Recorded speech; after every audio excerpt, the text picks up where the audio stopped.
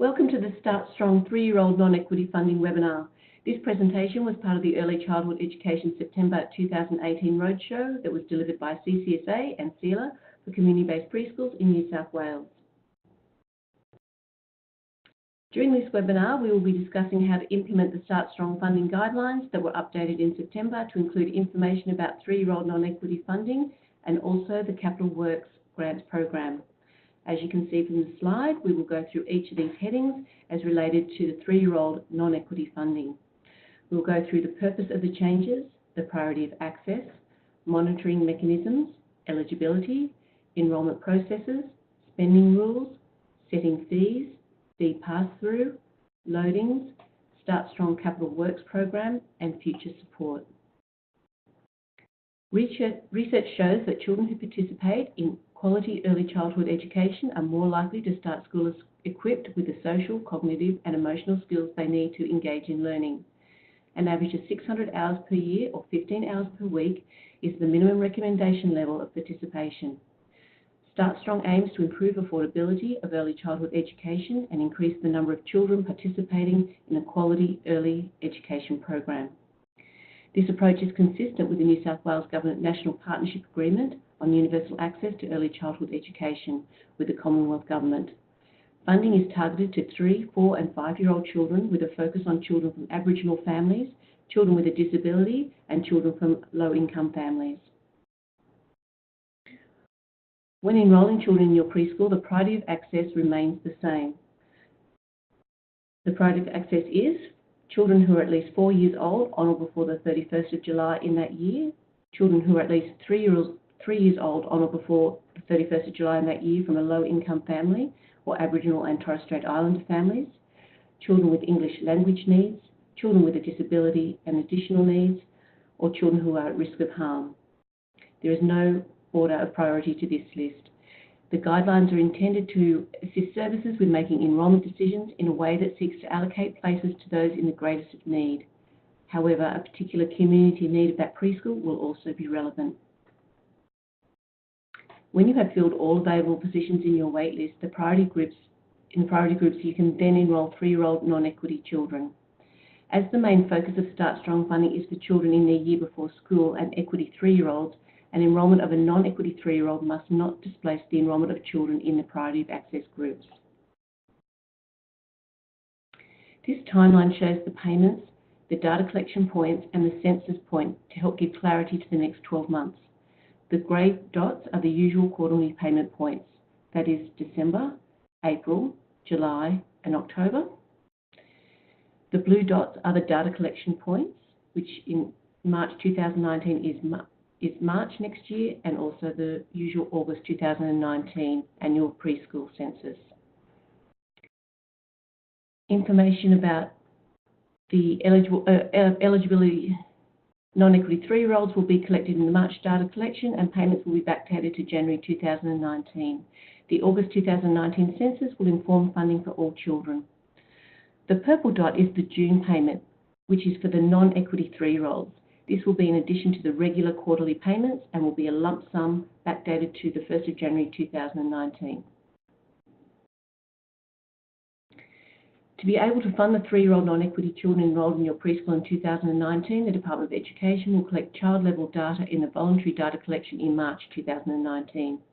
The information from this data collection will provide your preschool with the funding for 3-year-old non-equity children for the first 6 months of 2019, and the payment will be made as a one-off payment to your preschool in June. From July onwards, funding for 3-year-old non-equity children will be included in your usual quarterly payment. If you have any 3-year-old non-equity children enrolled in March 2019, you must complete the data collection in order for your preschool to be funded in 2019. The department will also use the voluntary March data collection in comparison to the August 2018 census data to monitor displacement of priority groups is not occurring as a result of enrolling non-equity 3-year-olds. As usual, there will be an August census in 2019 in which you will enter all children, including non-equity 3-year-old children. The August 19 census will be pre-populated by the August 18 census data. The department will use the data to ensure that displacement of priority groups is not occurring and also to ensure that your preschool is meeting the fee pass-through obligations of non-equity 3-year-olds. To be eligible for 3-year-old non-equity funding, a child will need to be at least 3 years old on or before the 31st of July in that preschool year and attending an early childhood educational program. This is the guideline for funding non-equity 3-year-olds. Your preschool may have an enrolment policy to meet the needs of your community, service policy and fiscal management. Your service enrolment policy must align with the priority of access groups. Grants will not be provided for places that are childcare subsidy approved. Subsidies for non-equity 3-year-olds are set as a proportion of the equivalent year before school base rate. This proportion is being implemented over a 4-year period. Funding to non-equity 3-year-olds is calculated based on the following proportions of the base rates. In 2019, your service will receive 25% of your year before school CEFA band rate for non-equity 3-year-olds. In 2020, your service will receive 30% of its CEFA band rate, and in 2021, 40% of the CEFA band rate, and in 2022 and ongoing, 50% of your service's CEFA band rate.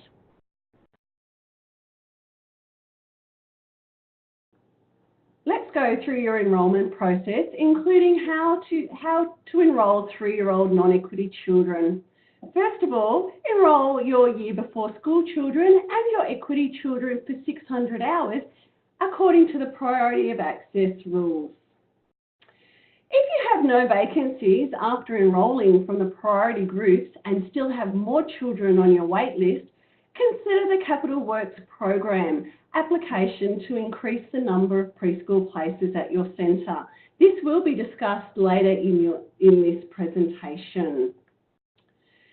If you have vacancies after enrolling priority groups, then you can enrol any 3-year-old non-equity children on your wait list. If you have vacancies after enrolling all priority groups, consider how you are ensuring that your service is attracting all eligible children to your preschool. If you have any non-equity 3-year-olds on your wait list, enrol them for 600 hours. Does your wait list of non-equity 3-year-old children exceed vacancies? If this is the case, again, consider the Capital Works program to increase the number of preschool places at your service. We're now going to look at the spending rules. So the spending rules for year before school and all equity children remain unchanged. That is, fees should be as low as possible to provide a high quality early childhood education program. For non-equity children, services will be required to pass through at least 50% of the new funding for these children in fee reduction. This fee pass-through will be measured using the data collected in the August 2019 preschool census and compared to the services reported fees in the August 2018 preschool census. This slide details the subsidies for non-equity 3-year-old children. They are set out as a proportion equivalent of the base rate equivalent to the year before school. The table shows the 2019 3-year-old non-equity funding amount, which for 2019 is 25% of your service's CEFA band rate for the year before school children. The same sliding scale applies to funding when children attend for less than 600 hours per year. If non-equity 3-year-old children attend for 480 to less than 600 hours, that is 12 to less than 15 hours based on 40 hours per week, your children will receive 50% of the subsidy. 400 to less than 480 hours, 10 to 12 hours per week, the percentage is 35%. 320 to less than 400 hours, 8 to 10 hours per week, the percentage is 20%. 240 to less than 320, 6 to 8 hours a week, the percentage is 5%.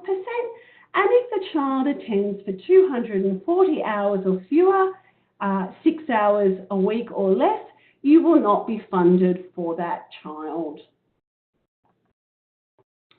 The service safety net. If your service is a safety net service, that is, you're licensed for 20 or fewer children, have a minimum of 5 eligible children, each enrolled for 600 hours or more per year, and a maximum of 20 children, either in the year before school or equity children, you will receive the 3-year-old non-equity funding if this additional funding increases your overall funding beyond the safety net of $132,000. If the additional funding does not move you beyond the safety net figure, then your funding will not change and you will remain a safety net service. As before, non-equity 3-year-olds are not counted as enrolments for the safety net eligibility purposes. Services receiving the safety net, the $132,000, will not be required to follow the 50% fee pass-through. There are no fee pass-through requirements for safety net services. Again, when looking at setting fees, fees for non-equity 3-year-olds must not be lower than fees for the children in the year before school. 3- and 4-year-old equity fees must remain below that of the year before school non-equity children. Or in another way, 3- and 4-year-old equity fees are always the lowest. A non-equity 3-year-old and year before school 4-year-old fees can be the same, but non-equity 3-year-olds must not be lower than the year before school fees. Now we're going to run through a couple of examples, having a look at the fee pass-through. Example 1. The easiest way to set your fees for 2019 is to budget per usual for equity, year before school and non-equity 3-year-olds. So set your budget and your fees as you have traditionally done.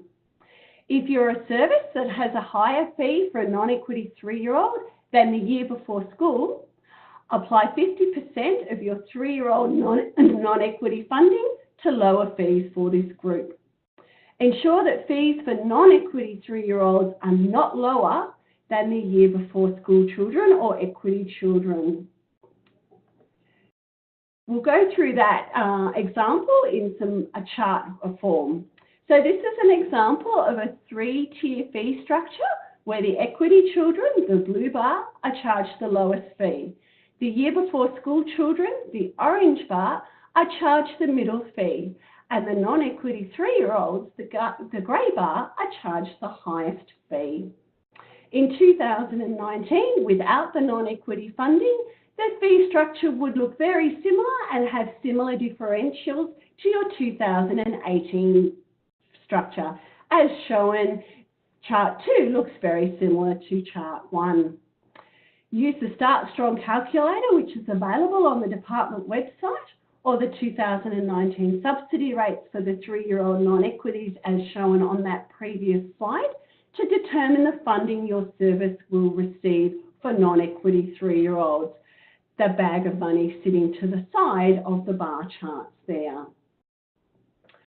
What then happens is you apply 50% of the subsidy to reduce the daily fees for 3-year-old non-equity children. That is, half the money in the bag goes to reducing the fee charge for the 3-year-old non-equities, the grey bar. The result of this is your equity and year before fees will remain the same or similar with increases for 2019 calculated in, but the 3-year-old non-equity children should be charged less than in previous years, depending on the funding your service received. So your preschool fees for 2009 will look something like this graph. This means the service is adhering to the spending rules that non-equity 3-year-olds cannot be charged a lower fee than the year before school or equity children. If applying the 50% fee pass-through to your non-equity 3-year-old children means their fee will be less than the year before school or equity children, you will need to look at reducing those fees as well, which is dealt with in our next example. So example 2, if your preschool has the same fee for year before school children and non-equity 3-year-olds, it will be expected that the subsidies received for non-equity 3-year-olds will be applied to reduce fees for all children. As stated before, fees for equity children must remain the lowest fee at all times. So if your current fee structure looks like this, where fees for non-equity 3-year-olds, the grey bar, and 4-year-old children, year before school, the orange bar, are the same, and equity fees are the lowest, the blue bar. In 2019, you will receive your funding, our bag of money again at the site, for non-equity 3-year-olds. Your service will need to pass through the 50% of the funding to reduce the fees for each cohort. Therefore, in 2019, your preschool fee reduction may look like this, with some of the bag of money going to equity children, the blue bar, some of them going to the year before school children, the orange bar, and some going to non-equity 3-year-olds, the grey bar, which will result in your fee structure looking like this, which is still meeting the spending rules, which are that your 3-year-old non-equity children cannot be less than the year before school children or the equity children, but you have met the 50% fee pass-through as required.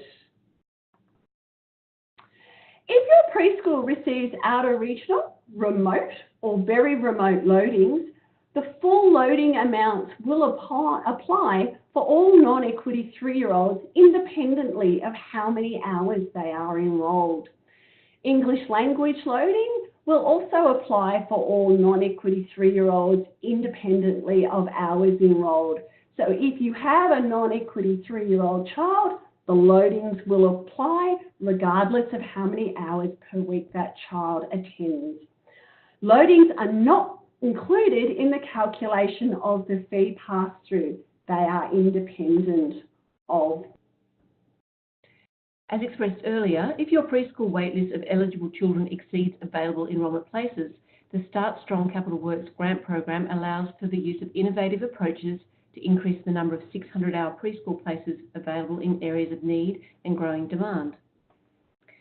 The $42.1 million Start Strong Capital Works grants program aims to increase the number of 600-hour community preschool places available in areas of need and demand.